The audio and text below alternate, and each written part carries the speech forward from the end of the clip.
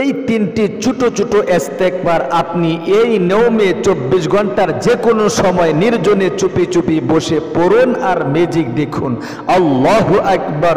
আল্লাহর নবী, বিশ্ব নবী আল্লাহর কসম করে বলার সাথে সাথে আল্লাহ তাআলা নিজেও বলেছেন, এই ইস্তেগফারের যে এত মর্যাদা আমি আল্লাহ তাআলার নিকট, এই ইস্তেগফারের যে এত পাওয়ার আমি আল্লাহ তাআলার নিকট, আমার বান্দা বান্দি যদি পরিবার সংসার নিয়ে অনেক অভাব অনটনে থাকে, অনেক দুঃখ কষ্টে যদি থাকে, হতাশার মধ্যে যদি পড়ে থাকে, আমার বান্দা বান্দি উন্নতি পাচ্ছে না, গরিব হয়ে যাচ্ছে, ফকির হয়ে যাচ্ছে, এমন জটিল মুসিবতের মধ্যে যদি পড়ে থাকে, তার উপর যদি আসমানি মুসিবত জমিনি মুসিবত একটার পর একটা আসতেই থাকে, তাহলে এই ইস্তেগফারের আমল যদি করতে পারে আর আমার নিকট এই নিয়মে চাইতে পারে, আল্লাহু আকবার, আল্লাহ তাআলা বলেন আমি নিজে তার অভাব অনটন দূরীভূত করে দিব, দুঃখ কষ্ট একটাও আর থাকবে না, তার পরিবার সংসারে যত ধরনের আসমানি মুসিবত জমিনি মুসিবত আছে আল্লাহ তাআলা দূরীভূত করে দিব। ও প্রিয় দিনী ভাই এবং বোনের জন্য হাতে পায়ে ধরে বলবো, আজকে এই ছোট ছোট তিনটি ইস্তেগফার আমি সহি শুদ্ধভাবে ইনশাআল্লাহ শিখিয়ে দিব। আপনারা ধৈর্য ধারণ করে, আহারে আল্লাহ তাআলার কথা শুনলেই লাভ, নবীর কথা শুনলেই লাভ, একটু ইস্তেগফারের ফজিলতটা শুনুন না কয়েক মিনিট। অবশ্যই অন্তরে আগ্রহ জাগ্রত হতে হবে আমল করার ব্যাপারে, অন্যথায় আমল কবুল মঞ্জুর হয় না। এই জন্য আসুন আমি শব্দে শব্দে শিখিয়ে দিচ্ছি, আগে ফজিলতটা শুনুন আল্লাহ তাআলা এই ইস্তেগফারের ব্যাপারে কি বলেছেন। ও প্রিয় দিনী ভাই এবং বোন, আমার আল্লাহ রাব্বুল আমিন সূরা নূরের মধ্যে সুস্পষ্ট ভাষায় বলে দিয়েছেন, ওয়াতুবু ইলাল্লাহি জামিআন আইয়ুহাল মুমিনুনা লাআল্লাকুম তুফলিহুন। আমার আল্লাহ রাব্বুল আমিন বলেন, ও আমার ইমানদার বান্দা বান্দিরা, আহারে গুনাহ করে ফেলেছো, তওবা করো আমার নিকট, ওয়াতুবু ইলাল্লাহি জামিআন, আমার নিকট সকলেই ফিরে আসো গো। আমি তোমার দুনিয়ার জিন্দেগিতে যত সুখ আর যত সাফল্য আছে, যত কল্যাণ আছে, লাআল্লাকুম তুফলিহুন, কল্যাণের সমস্ত দরজা খুলে দিব গো। পরকালের জিন্দেগিতে তোমার চেয়ে সুখী আর কেউ হতে পারবে না। একবার বলুন সুবহানাল্লাহ, আল্লাহু আকবার। শুধু তাই নয়, ও প্রিয় দিনী ভাই এবং বোন, সূরা নূহ খুলে দেখুন। সূরা নূহের মধ্যে আল্লাহ রাব্বুল আমিন বলেন, এই ইস্তেগফারের যে এত শক্তি এত পাওয়ার আমি আল্লাহ 6টি পুরস্কার রেখেছি। শোনো শোনো, খুব খরগোশের মতো কানকে দাঁড় করিয়ে শোনো। ইস্তাগফিরু রাব্বাকুম ইন্নাহু কানা গাফফারা। আমার আল্লাহ বলেন, যদি তওবা করতে পারো, ইস্তেগফারের আমল করতে পারো গো, 1 নম্বরে ইন্নাহু কানা গাফফারা, আমি আল্লাহ তোমার জীবনের যৌবনের যত গুনাহ রয়েছে দয়ে মুছে সাফ করে নিষ্পাপ করে দিব। এরপরে 2 নম্বরে ইউরসিলিস সামা আলাইকুম মিদরারা, আহারে লাগাতার বৃষ্টির ব্যবস্থা করে দিব। আমার আল্লাহ বলেন, ওয়ায়ুমদিদুকুম বিআমওয়াল। 3 নম্বরে আমার আল্লাহ বলেন, তোমাকে অবশ্যই ধন সম্পদ টাকা পয়সা গাড়ি বাড়ি দিয়ে সাহায্য সহযোগিতা করব।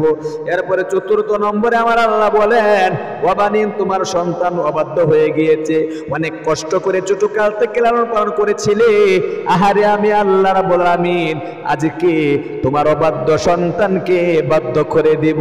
অবাধ্য সন্তানের মাধ্যমে অবশ্যই আমি তোমাকে সাহায্য সহযোগিতা করব, তোমার সন্তান বাধ্য হয়ে যাবে একমাত্র ইস্তেগফারের আমলের মাধ্যমে। আমার আল্লাহ বলেন, ওয়ায়াজআল লাকুম জান্নাত। 5 নম্বর পুরস্কার হলো, দুনিয়াতে যত উদ্যান সমূহ তোমাদের আছে গো, আহারে ফসল আদি লাগাইছো, হ্যাঁ কৃষি কাজ করো, তুমি ফসল লাগাইছো, তোমার ফসল ভালো করে উৎপন্ন হচ্ছে না, আমি আল্লাহ তোমার ফসল আদিগুলোকে, তোমার বাগ বাগিচা গুলোকে আমি আল্লাহ রাব্বুল আমিন সতেজ করে দিব। আল্লাহু আকবার। এরপরে সর্বশেষে আমার আল্লাহ রাব্বুল আমিন বলেন, ওয়ায়াজআল লাকুম আনহারা।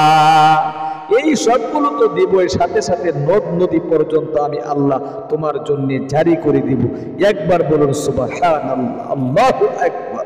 হাসান বসরি রহমতুল্লাহ আলাইহি একজন বিখ্যাত তাবিঈ ছিলেন, আল্লাহ তাআলার এক বিশেষ বান্দা ছিলেন।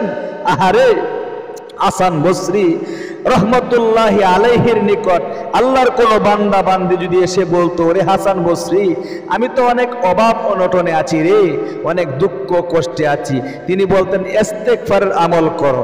কেউ এসে বলতো আমি অনেক দুঃখ কষ্টে আছি, তিনি বলতেন ইস্তেগফারের আমল করো। কেউ এসে বলতো আমি অনেক ঋণগ্রস্ততার মধ্যে আছি, তিনি বলতেন ইস্তেগফারের আমল তুমি বেশি বেশি করে করো। কেউ এসে বলতো আসমানি মুসিবত জমিনি মুসিবত একটার পর একটা পরিবার সংসারে লাগাতার ভাবে লেগেই থাকে, তখন তিনি বলতেন বেশি বেশি করে ইস্তেগফারের আমল করো, আল্লাহ তাআলা তোমার এই সমস্যার সমাধান মিটিয়ে দিবে, দূরীভূত করে দিবে। ও প্রিয় দিনী ভাই এবং বোন, হাসান বসরি বলেন, আহারে আমার যদি একটা ছাগলের অসুস্থ হয়ে যায়, একটা গরু যদি অসুস্থ হয়ে যায়, আমি আমার আল্লাহ রাব্বুল আলামিনের নিকট ইস্তেগফারের আমল করি আর মনে মনে বলি আমার গুনাহের কারণে আমার অমুক পশুর অসুস্থ হয়ে গিয়েছে, এই কারণে গুনাহের কারণে আমরা অনেক গুনাহগার, গুনাহ করি, যার কারণে রিজিকের অভাবের মধ্যে পড়ে আছি, ইনকামে বরকত পাচ্ছি না, দিন দিন গরিব হয়ে যাচ্ছি, ফকির হয়ে যাচ্ছি।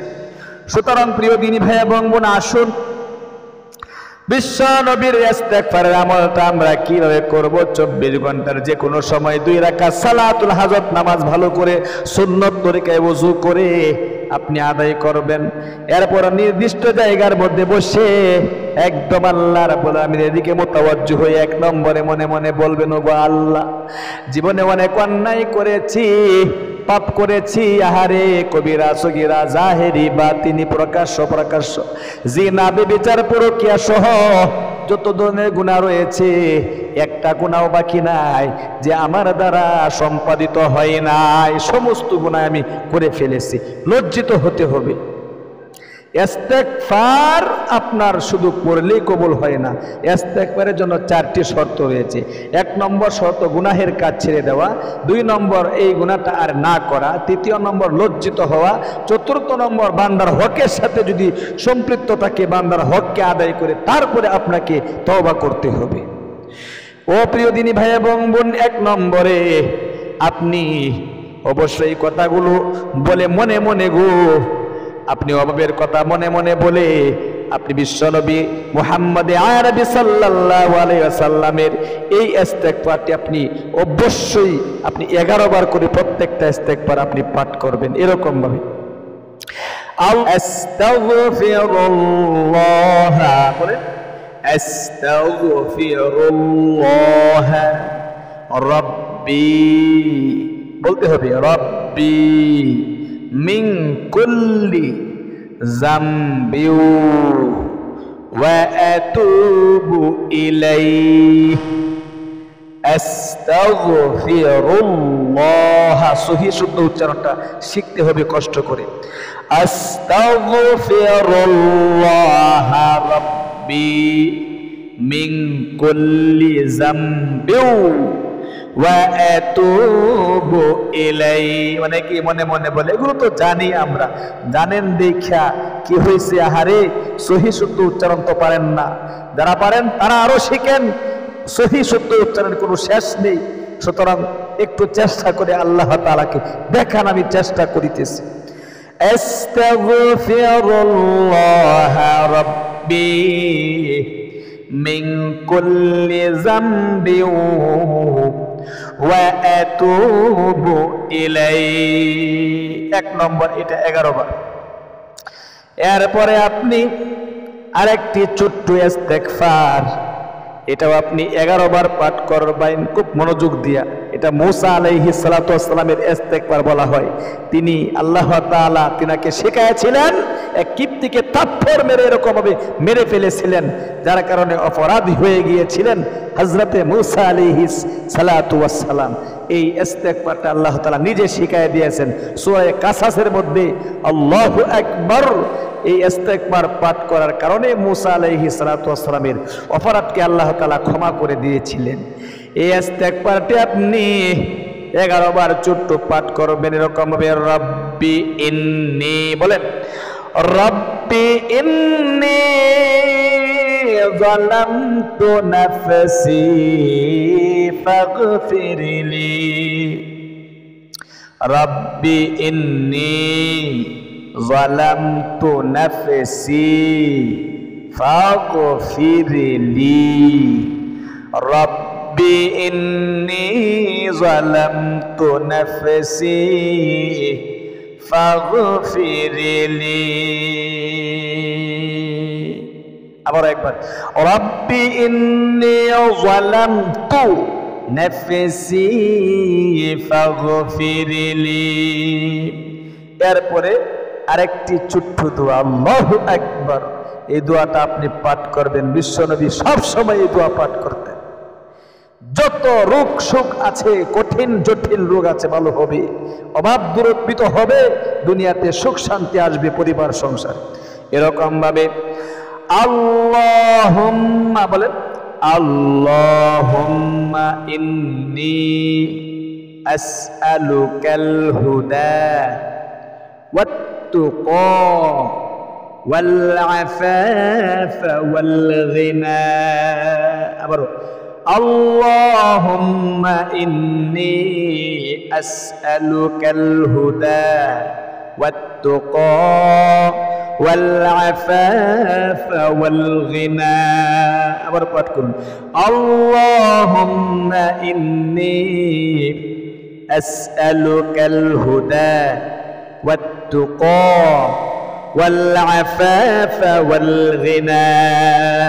এরপরে বিশ্বনবীর উপর ছোট্ট একটি দুরূদ শরীফ পাঠ করে একবার আপনি সংক্ষিপ্ত মুনাজাত করবেন এরকম ভাবে, জাযাল্লাহু আন্না মুহাম্মাদাম মা হুয়া আহলুহু। পারলে বেশি পাঠ করতে পারেন আপনি, কমপক্ষে একবার এই দুরূদ শরীফ পাঠ করে এরকম ভাবে আপনি মোনাজাত করবেন। মোনাজাতের মধ্যে অবশ্যই বলতে হবে আপনার মনে যত আশা আকাঙ্ক্ষা আছে, যত চাওয়া পাওয়া আছে, একটা একটা করে আপনি বলবেন। আপনার চাকরির ব্যবস্থা হচ্ছে না, অনেক দিন ধরে আপনি চেষ্টা করতেছেন, অনেক পড়াশোনা করেছেন, কন্যা সন্তানের বিয়ের ব্যবস্থা হচ্ছে না, অভাব অনটনে আছেন, দুঃখ কষ্টে আছেন, জীবনের যৌবনের গুণাগুলো মাপ হচ্ছে না। সুতরাং অবশ্যই আল্লাহ তাআলার কাছে আপনি একটা একটা করে মনের সমস্ত আশা আকাঙ্ক্ষা বলতে হবে। প্রিয় দিনী ভাই এবং বোন, নিজেও আমলটা করুন, আর একজন ভাই বোনকে ইনশাআল্লাহ আমলটা শেখার জন্য একটি শেয়ার করে দিবেন। আল্লাহ তাআলা আপনাদেরকে সেই তৌফিক দান করুক। আজ এ পর্যন্তই, ইনশাআল্লাহ দেখা হবে অন্য কোনো ভিডিওতে।